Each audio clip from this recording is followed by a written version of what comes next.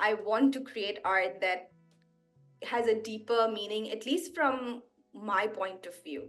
Because to an outsider, these just look like reefs or, watercolor, like loose illustrations and things like that. But I was able to make them much more personal because of the story that I weaved into them, Yeah. So I've been scuba diving for about now, I want to say 12 years. And during COVID, because no one was traveling, I was away from the ocean.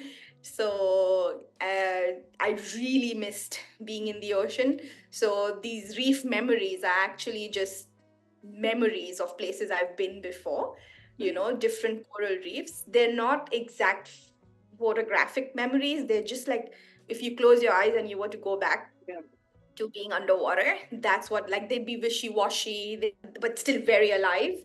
Yeah. So that is what I try to depict in reef memories, and they're all representing like a reef from a different part of mostly Asia. That's where I've been diving most of my life. Those are what I represent. So it was really nice to have these around me, even though I wasn't actually in the ocean, during those times. So that's how they came to being.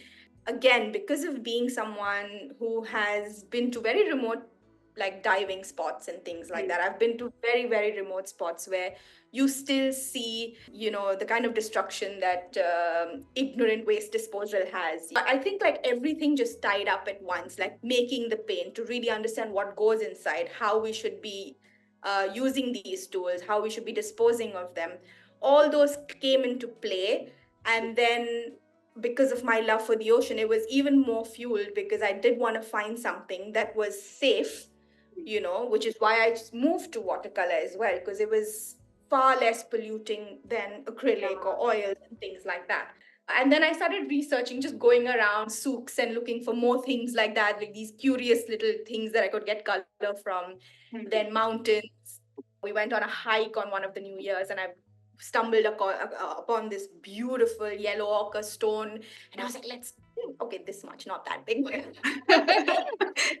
small amount that I could put in a small bag and take home with me. So that's how it sort of, I started picking up these few little things. And then when I had enough, I think I had like 6 colors that I thought were a good range that would really show the UAE, on a palette. So I was like, okay, let's see what we can do with these. So it took a long time to actually find these colors that I was happy with and then mull them into paint, usable paint, and I ran out of all of them in those 6 paintings, basically. So I had only very little that I'd picked up from different parts. And again, I wanted to do reefs because it was the perfect sort of marriage of the earth and the sea. That has been my favorite part. I think just letting people know that they can figure out where their tools come from. Yeah. We all know where clothes come from. We always, after buying organic food, this and that. But as artists, why we never ask this question?